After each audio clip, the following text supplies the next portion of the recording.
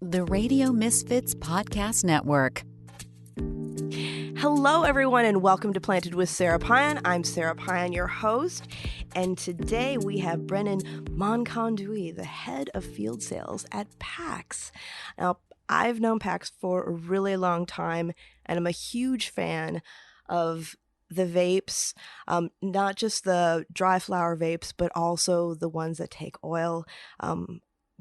Being the work that I do, we've worked with you forever, and I'm really excited to have you here to talk about the exciting changes that are happening at PAX, or actually additions, and just a general talk. And we get to kick off the year together. This is the first podcast of 2023, so welcome. Thanks for joining me today.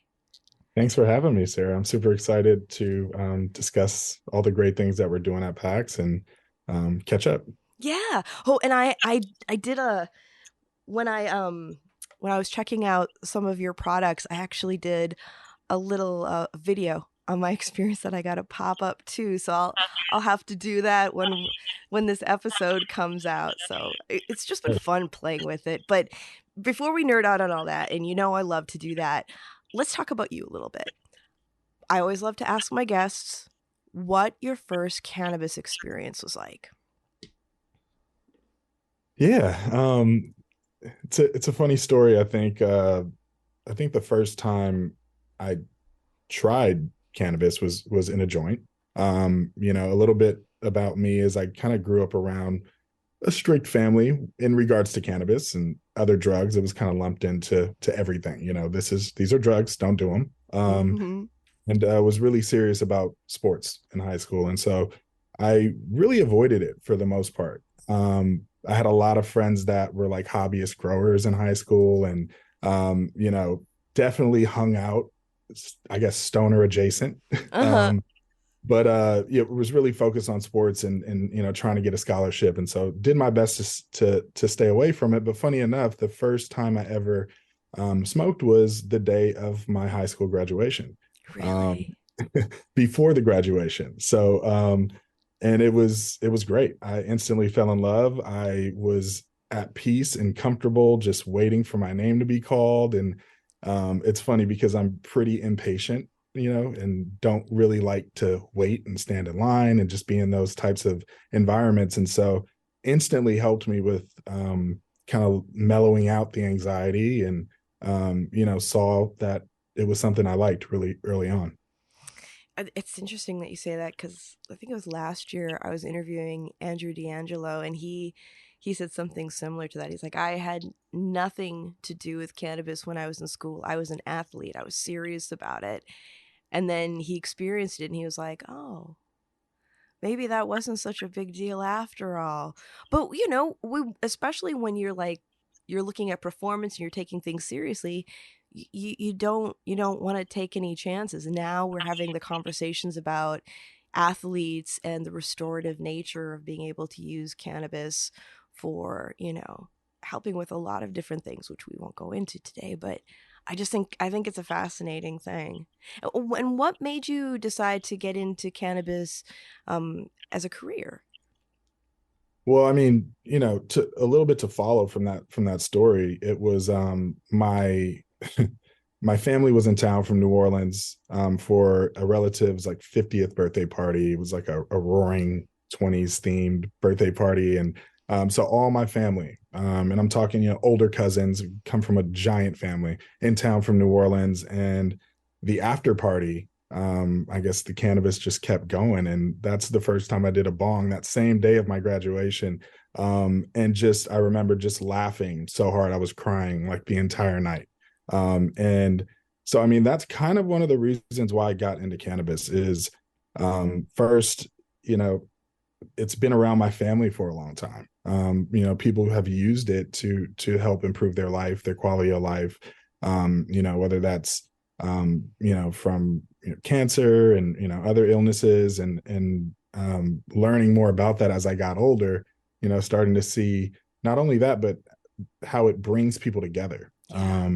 Was huge. I mean, I'm friends for life with so many people that I've met through this plant. And so I think the sense of community for sure is one of the biggest reasons why I explored it. And then, I am naturally, I'm a Capricorn. I'm always focused on, business and entrepreneurship. And, shortly after I stopped playing ball, I got into the business of cannabis. And so, um, it was maybe not so much now, but kind of a goal for financial freedom at one point in my life. And so, yeah, that's probably the biggest reasons I got into the industry. Yeah, it's interesting when you were saying like the not so much now, but at the time the goal for financial freedom because I started during the 215 days and that was I mean, it was things were different and it was there were a lot of really great ways to like pay the bills. Oh yeah, yeah. It's interesting being on you know the transition of the industry and what it used to be like being a vendor or a sales person in those 215 days versus now. And sometimes I miss a lot of things from those days, but I am also grateful of how far the industry's come along in a lot of other ways. Exactly. Exactly. I the one thing I do miss though is although, I'm no longer behind the bar, but when I was, I really missed being able to measure out flour. And I found that it was like an amazing education to like become very intimate with like bud structure and aroma. And it was just so much more of an education. And it was also fun. You'd have people who like their little buds or they wanted one gargantuan bud. And I always love like throwing one big bud down that was like exactly an eighth. And they'd be like, whoa. I remember that with the magnifying glasses and the chopsticks, and it was just. I think it was great for just user experience as well. Very Yeah. educational. Yeah, exactly. But like you said, when we're getting into regulated cannabis, there are some really good things that are coming out of it. And one of the good things is that, although it is not perfect and not everything's happened that we wanted to, but we are getting people out of jail and we are, being able to change people's records and have them be able to have more fruitful lives, especially like I had a friend who years ago got arrested and then it was horrible for her to be able to get employment after that. But just recently, she got her record expunged, and she was like, "It's just a whole new world." Oh yeah, yeah. We do a lot of work with a lot of organizations that focus on that. Last Prisoner Project is one of our biggest partners that we work with a lot, and just it's super important. We've definitely got a lot more work to do, but I feel like we're making the right steps in the right direction. It feels like last year was big for those initiatives. Yeah, yeah, absolutely. I think more and more people are getting are aware of what's going on and also saying, "Hey, it's not right that somebody's languishing in jail for something that I get paid to do every day." Yep. So, PAX, what made you decide to join that company? Ooh, let me go back some years. It's been over 3 years now since I've been with PAX. And I think what struck me as the most attractive thing about PAX early on was going to be my uh, ability and blessing to work with so many successful brands early on in my um, legal cannabis career. And so, a lot of brands that I looked up to, Jetty, Guild Extracts, you know, heavy hitters, right, early on, kind of just went right into working with their teams and learning a lot about, what makes brands successful in this industry. And so that was definitely the most appealing. I've always been a fan of PAX products as well. And, back to that family aspect, there were even so many people in my family that one of the devices that kept coming up was the PAX, that they don't like the smoke necessarily. And, they, Yeah. don't want to use tobacco anymore when they consume. And so I remember, you know, hearing about this and being more curious about it. And, it was definitely a step above the rest when it came to just bringing quality experiences to consumers. Yeah, absolutely. I know I I don't know if you know this, but I got into the work because I'm a cancer survivor. And so my first classes that I taught when I started the education program at Apothecarium were on cannabis and cancer. And that still was like one of the most well attended classes, although I was really happy when it wasn't because it meant less people were going through it, but I always would bring these up. I would take the packs out and say, if smoking cannabis isn't good for you, or you choose not to do it, there's an alternative. Vaporization is a really great way to go. You still have the freedom of picking flowers and being able to use them, because some people say, oh, well, I really like the flower, I don't want to be working with oils. We all have our preferences, which is why it's wonderful to have so many great options, especially in California. We're extraordinarily spoiled with the options that we have. But it's a really nice way to be able to inhale cannabis and also have something that's low profile, that easily dissipates and is extraordinarily portable. Absolutely. And the first time I used it, the one thing I was surprised about was just the flavor. Yeah. And being able to really experience your flower in a different way. And I talked to a lot of industry stakeholders and people in purchasing, and those are some of the busiest people in the industry, constantly having product thrown at them. And the ones that are really, really great at their job, they actually try all these products and give reviews and give feedback. And one of the things that I heard early on from my buyers is, man, the PAX 3 you gifted me, or this PAX 3 that I've had for 10 years, is what I use to really test and grade flower, to determine what ends up on the shelf. So just love that. And it's just got its unique, it's an experience that stands alone. Like it's like no other. So it's a really, really special device, and happy to talk about even the two new PAX devices we most recently launched. Let's talk about it. Yeah, so we recently launched the PAX Mini and the PAX Plus. The PAX Mini is actually it's just a smaller version of the PAX 3 device, and it does a lot of what the PAX 2 and the PAX 3 did, but it's just making it more simple for our customers. Not everyone needs the bells and the whistles, and so we have those features in the PAX Plus, but really excited about that, and the price point being a lot more accessible for consumers. So the idea is to get more folks on the platform to really understand what these devices bring to the table. And then lastly, the PAX Plus is what we just came out with as well, which won GQ Vaporizer of the Year. Congratulations. Proud about. Yeah. Thank you. And yeah, it's been getting a lot of great feedback from just the media and from consumers across the board. All has those still. We have an improved 3D tray screen, which makes it a lot easier to clean. And on top of that, redesigned larger LED lights. You have that soft matte coating that you're used to, and this time has color matched mouthpieces, which is super cool, and just a really improved design overall. I love it. I love it. For our listeners out there, because we get people that are from, seasoned experts and professionals in our field to people who are kind of curious.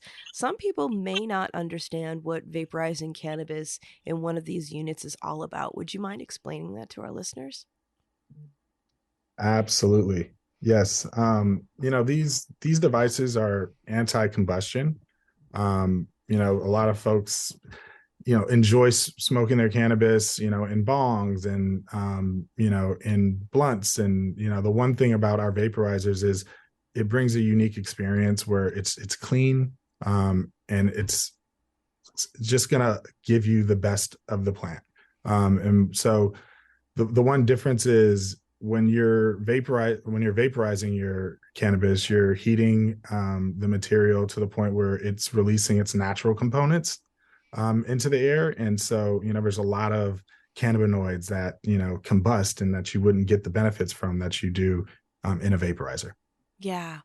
Yeah, and for people who are, you know, new to cannabis, who might be experimenting or stepping into it to use it for therapeutic value, because a lot of people start using it when they have, something that comes up medically in their lives, especially. Like, I find that, a lot of cancer patients, it may be their first time using it or the first time in a long while, know that it's a very gentle way also to be able to consume the plant, because it's like we were talking about, there's no smoke involved. It's all vapor. It's lightly toasted, and the feeling can be a little bit more subtle than, for example, smoking a joint.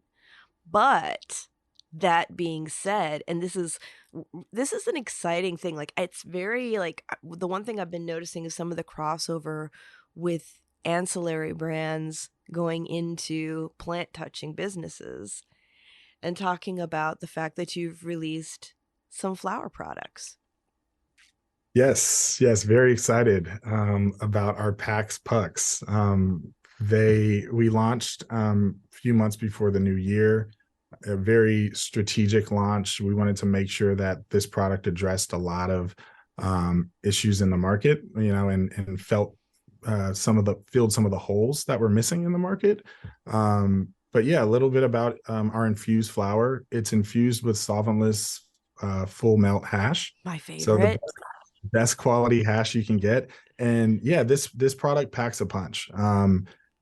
Our packs is used for several different reasons. We just discussed, people who want to be discreet with their sessions, that want access to more cannabinoids in their experience. And this product, does all of that. It's perfect for anyone that's in pain. It's perfect for someone that is just looking for something a bit stronger, because each puck is at least 39% in testing. And so it's a very effective way to experience your cannabis. The cool thing is it comes in a perfect shape that fits directly into our ovens of our devices, and it packs that flavor. There's so much hash in these pucks, 125 milligrams per puck, and it comes in a pack of 8. I love them. I have to say that they are really excellent for when you're on the go, because my the only thing that I had issues with the unit itself was the fact that I had to carry my grinder and my flowers. I always have my tool on my keychain, so that's never an issue. But with this, it was like this little tin, pop it in and go. And when you're done, like you said, that drawer is so easy to clean now that all you have to do is just basically just pop it out, put in another one. And for someone like me who has a higher tolerance, and loves hash, it was a really great solution, because it only takes me a couple puffs to feel what I need to feel. Um, but it's super neat. And it's, you know, I would have expected there to be more packaging with a product like that, but it's actually, it's fairly simple. It's a very elegant setup that you have with this. Absolutely. Yeah. We love the reusable tin that it comes in. Yeah. Uh, and, especially folks that consume a lot of cannabis always like to have knickknacks where they can keep, rolling papers and, dab caps and things like that. So I think folks are going to get a lot of use out of the reusable tin. The one thing that's really special about this product is um, it's made by hand. Like, this is an artisanal, product that is made with lots of manpower and love being put into it. And so want to give a shout out to Kevin Sinclair on the PAX team, who really like led the push in operations and manufacturing this product to bring it to market. The flavors there, the strain consistency is there. It packs a punch every time. And the great thing is, most people, the second you think you're done with that puck, you look at it, it's brown, there's still so much Right? product in it. And it's just, you got to keep going, because it keeps giving. So, depending on the user, you can get up to, 20 good strong hits out of your packs with the puck. Yeah, that I noticed that, because I took it with me when I went to go see my mother-in-law for Christmas, who is 84 years old and during the pandemic started using cannabis for the first time, and she's been so happy because when she has cabin fever, she'll take a little puff off her pen and she's like, I don't get high. Everything just seems a little better. And I'm like, yes, yes. But I took this out and I was showing her and she's like, that's really interesting. But it's just so easy. And when I thought I was done, I went and I took my tool and I just stirred around the drawer a little bit and there was so much more. I was so surprised. It's a totally different experience. Oh yeah. Yeah, and it's multi-use as well. It comes with great timing, with the release of our mini and our PAX Plus. Mm-hmm. Um, this product could be broken down into a pipe, into a joint. I personally use it as like a caviar, as a topper, just to increase the flavor and add a little mix to my joint. And so yeah, I think it's got multiple uses and it's just very convenient. At the end of the day, like you said. So no more having to carry around a fanny pack for your packs, have your rolling tray and your grinder and all that. You've just got this nice reusable tin and we're just ready to go Yeah. into your pack. That's the thing that always cracks me up with my friends that are a little bit more heady. It's like they always come with their backpack. They have everything they need, Yes. or just in case they need it. The toiletry bag with all of the goodies. Yeah. Exactly. Or it's like more like a DOP kit. Yeah. It's like huge. I mean, it's interesting because the PAX devices for a long time,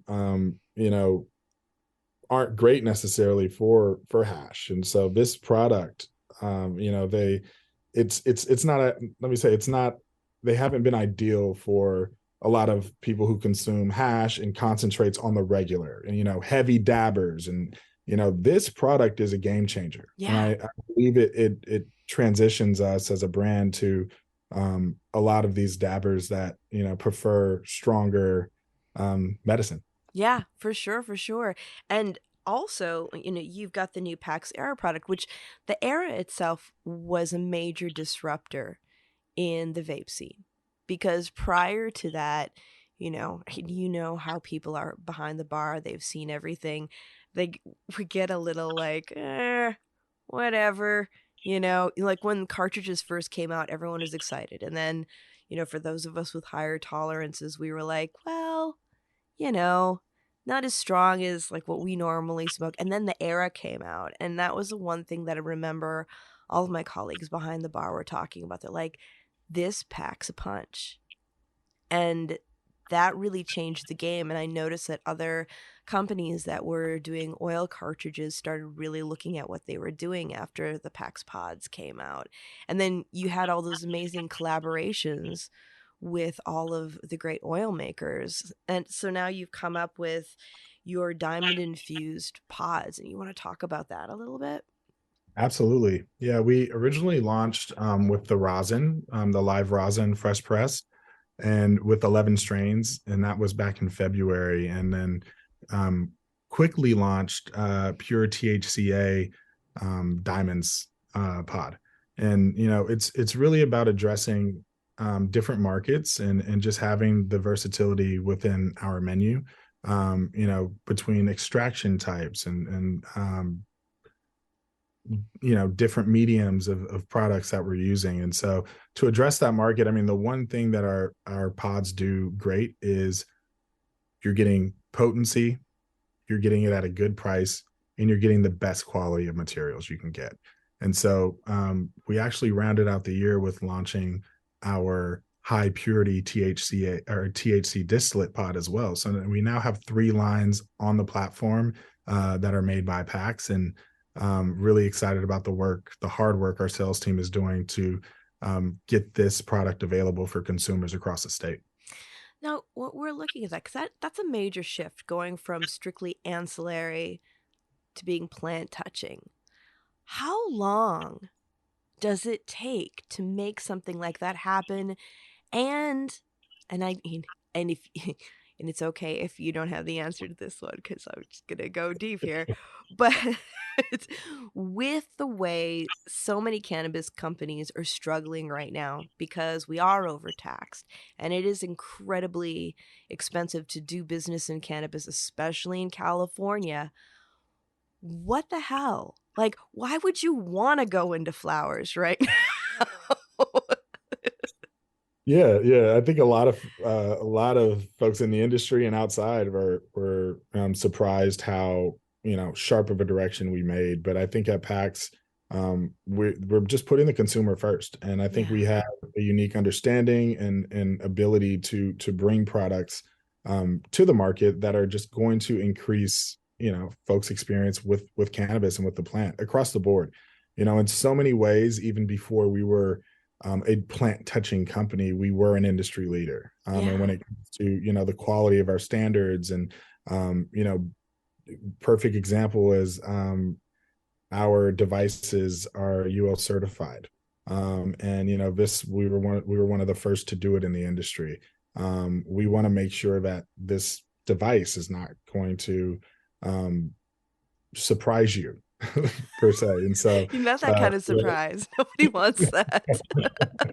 and we hear these stories about lots of unregulated vaporizer devices just blowing up on planes, and we've heard these stories, and just combusting in folks' hands. And so just going the extra mile and understanding this is not an industry that is so regulated, even though folks would argue that it is overly regulated. But with safety standards, we've got a lot of work to do. And so at PAX, this is one of the main reasons I wanted to work at PAX, is that is of top of mind always, and how we can just set the industry standards for our products. Now, are these the cannabis products themselves? Are they available anywhere besides California right now, or what are the plans? Yes, we they are available right now. We have our Massachusetts market and our Colorado market that have launched our live rosin, and some of those states will have our diamonds and high purity THC also available. I noticed Connecticut's gotten online. You're planning on heading over there? We've got lots of plans in the near future to reach the largest audience that we can. I think it's important. I think people all over the globe deserve to have some PAX products in their life. I completely agree. It is, being that you started out as an ancillary brand, it's been really nice to be able to recommend your products like across the board, because one of the most frustrating things when I've been teaching classes is people asking, liking a product and saying, well, where can I get it where I live? And having to be like, well, not yet. But guess what?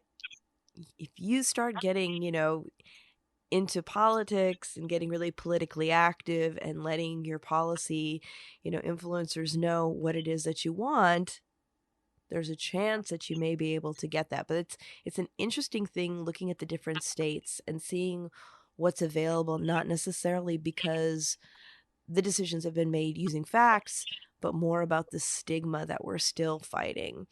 And I think that the PAX products are a really great way of normalizing it, especially for people who may be intimidated by joints or bowls or dabbing or all of that stuff. It's a very friendly product to work with.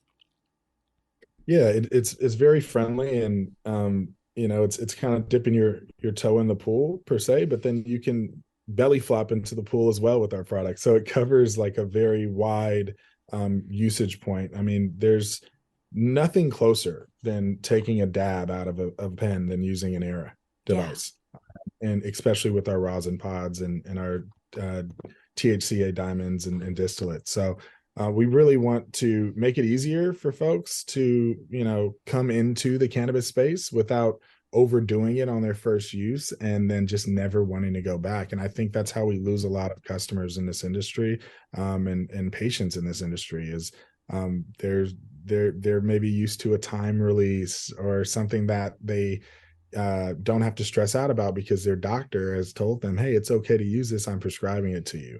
One of the things we're proud of at PAX is when it comes to some of these legal states working to go recreational and outside of medical, just for medical only, PAX is oftentimes the only, vaporizer available in some of these markets. And so we've got a unique ability to capture those audiences and gain trust from folks that are really using cannabis to benefit their lives. Yeah, I really like the fact that the demographics of your user is exceptionally wide. It's very, not only is it portable, but for somebody with any amount of experience or tolerance can really get a lot out of it. I'm gonna do a little shift because I was looking at your bio and I was noticing that you are a member of the CCIA Diversity, Inclusion, and Social Equity Committee. I am, yes. I'm really Uh, happy to hear that. What are you doing? What's going on? What are you excited about with that? I think at this point, I'm excited about just doing as much as I can to support CCIA this year. Hmm. Last year was a very busy year, and this year there's a lot more, I think, access and opportunity to do more with the group. I think what's super important is just constantly looking at social equity and the way our laws and regulations are written, and who they support the best. I come from a family business that is considered highly regulated as well, from the recycling industry, and transitioning into cannabis has always been, there's been so many parallels, and sometimes we see the influence when it comes to how these laws are written and supported by folks that have maybe the biggest pockets, Yeah. and we have to think about our small and medium sized operators and how these laws affect them, and so Yeah. that's what's really been great to work with CCIA, is to hear from these operators and to hear and understand how these laws and rules are making it harder, on top of everything else, to be successful, and to fight for that change. Yeah, absolutely. I'm on the California Cannabis Advisory Committee, and our 7+ hour meeting last month was mainly I'm on the social equity subcommittee too. We have both of those the same week, and they are both multi-hour meetings. And it was really good to hear from everybody, but it was also really hard because everybody's hurting in the industry, but especially our social equity operators, and how much I don't think people understand, like, how much money goes into a business before it even opens, and what they have to deal with permits and things like that, and also just even getting grant money and having people approach them for partnerships that may not benefit them.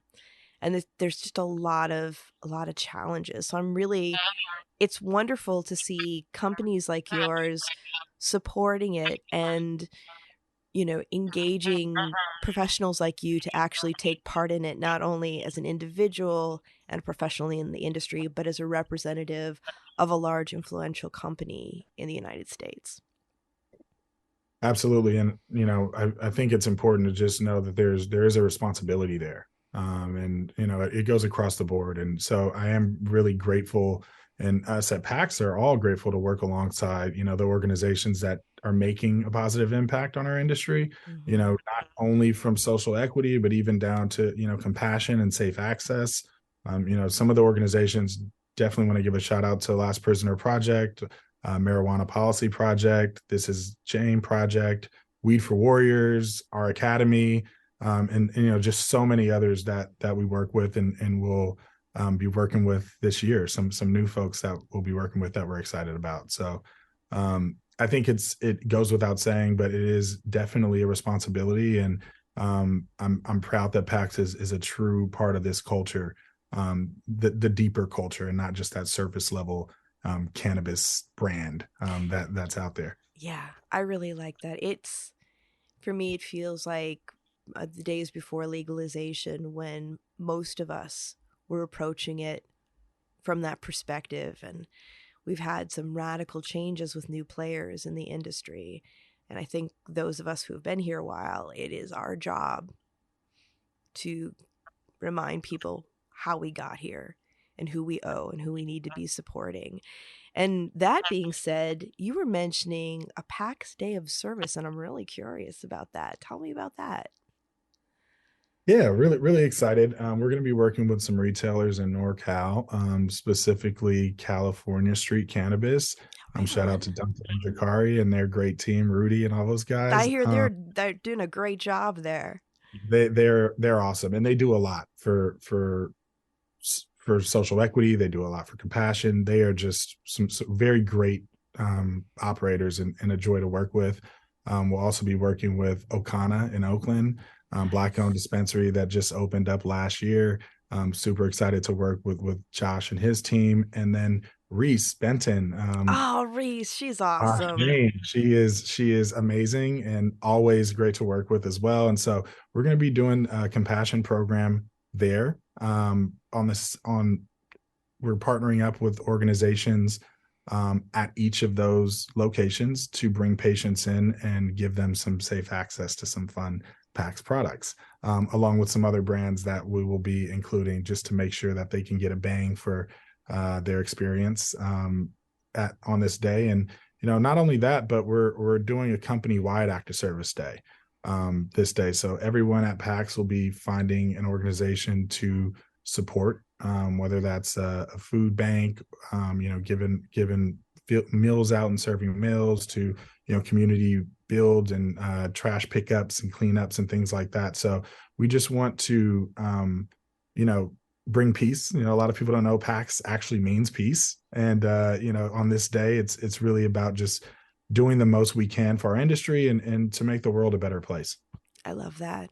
I love that. And for our listeners out there, for those of you who may not have tuned in on some of the episodes where we've talked about compassion programs are where we're able to provide free cannabis through donations, through the generous donations of our community to medical cannabis patients that are low income, because it is extraordinarily expensive to be sick, and even more so when you're financially struggling. It's a never-ending battle. It's like a snowball. And so to be able to support people, especially because cannabis is not covered by insurance yet, which we're trying to change, but it's really amazing all the generosity of companies to be able to help with that. So I as a compassion activist, I just really want to thank you and the company for all your work around that. We really want to thank you. I mean, your podcast is definitely bringing more awareness for compassion and social equity, and just the topics that matter the most. And so thank you for giving us a platform and for using your platform for good. Oh, well, I love it. That's what I'm here for. I feel like maybe if I wasn't so passionate about it, I'd be a lot richer. But hey, I sleep better at night. We do what we love. Yeah. That's it, exactly. So, what are some things that you're excited about? This year, we are going to continue to move quickly and continue to bring great fun products to market. So I'm just excited to continue to get this product out there into the world. Very excited about what we've been able to accomplish. Our sales team is just amazing. Our product team, amazing. We have our toxicologist, shout out to Echo, is Very amazing. important role. Yes. And I believe we are the only cannabis company with a toxicologist, and at that, a female toxicologist. Right on. So Echo is amazing, and we are so happy to have her. She actually was a part of actually just got I definitely want to give a shout out to Echo and her team. We just published, or her work was published, a first of its kind framework for the safety evaluation of additives used in cannabis concentrates for vaporization. And so, this is just another way for us to show we are trying to be the standard, or set the standard in this industry. And so, yeah, people can definitely go online and check out that framework. And, that framework will be definitely used by our company and by other companies, to make sure that they're increasing safety standards across the board when it comes to concentrates. That's super important. I think one of the things when we're looking at like regulation in the industry, people say that it's overregulated. Some people say it's underregulated. I think that we just need to be directing regulations towards more things like that rather than some of the things that we're wasting our time on that are expensive, that are actually being have been put together because of people's fear and reluctance around cannabis regulation. Because we've wasted a lot of time and we have a lot of farmers that are languishing because of some of the regulatory things that are going on. I was just up in Humboldt in September and just really hearing about how many farmers aren't sure if they're going to be able to afford to grow or are looking at going back to produce or doing produce for the first time. And it's crazy to think about that because when I first started in the industry, close to 11 years ago, the one thing that I marveled at was for the first time farmers were actually making money. Yes.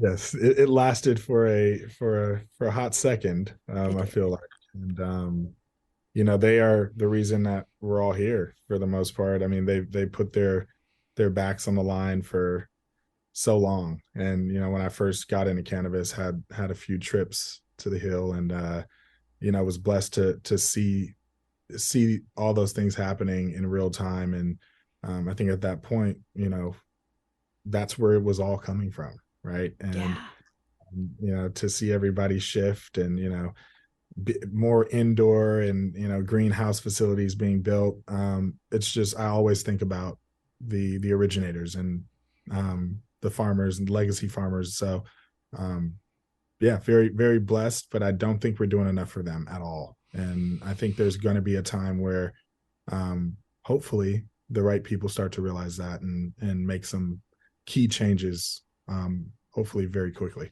I hope so too, because I believe that if we make these changes, it not only brings prosperity to the growers, but in the end, for the state, they will end up getting more money than they're looking at now because, you know, it, I mean, you got to start from somewhere and then you got to make the adjustments. But it would behoove the state and benefit the industry to make some very essential changes around this.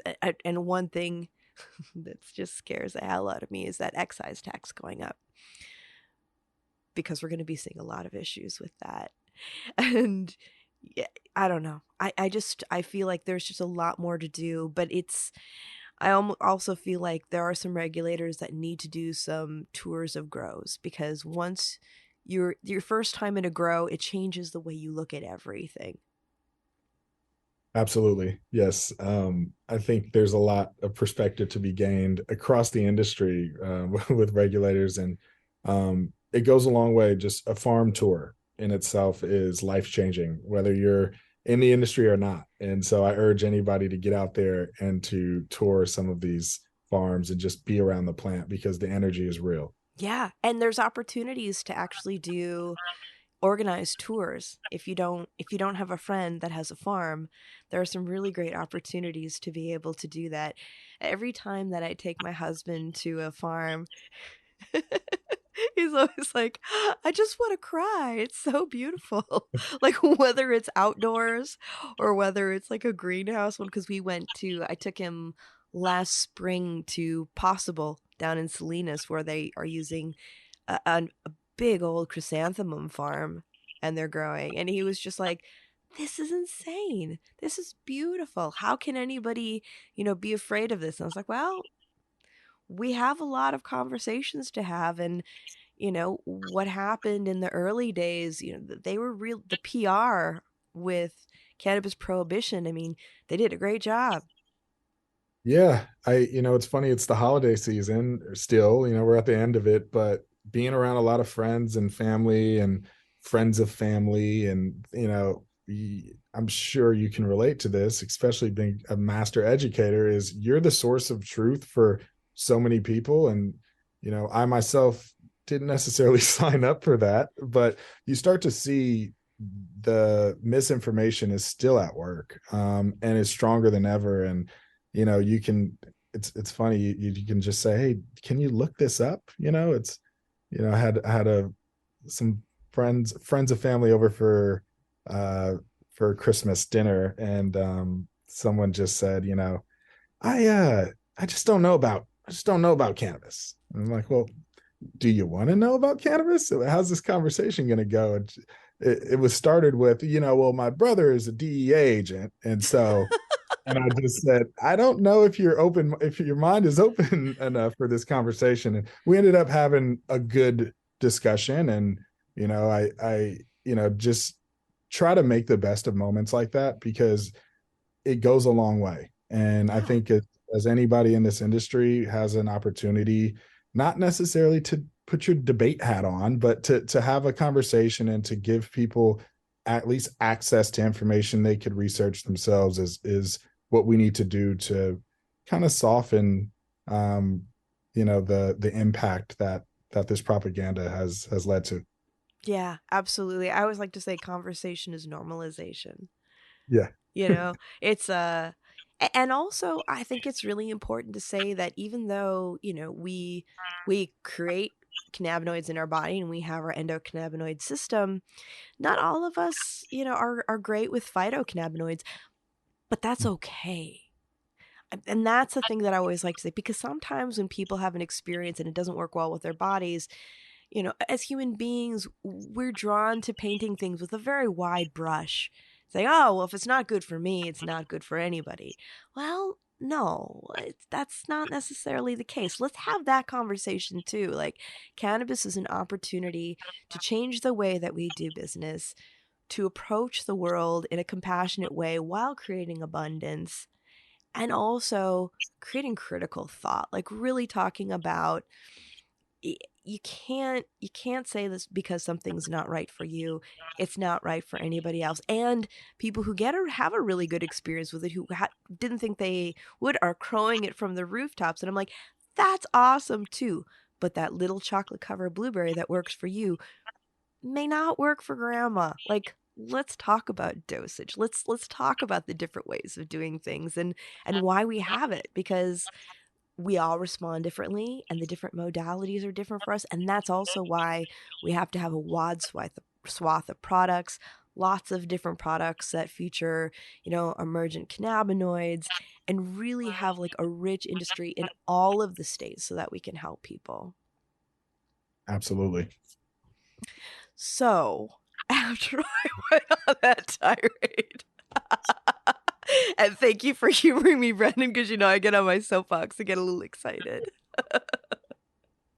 If people want to keep up with the latest and greatest and what's going on with PAX, what are your social media handles? What are the ways to be able to check in and see what's going on? Absolutely. Yeah. Please check us out. PAX.com. We've got everything there, from store locators to, our PAX journal, which is super educational.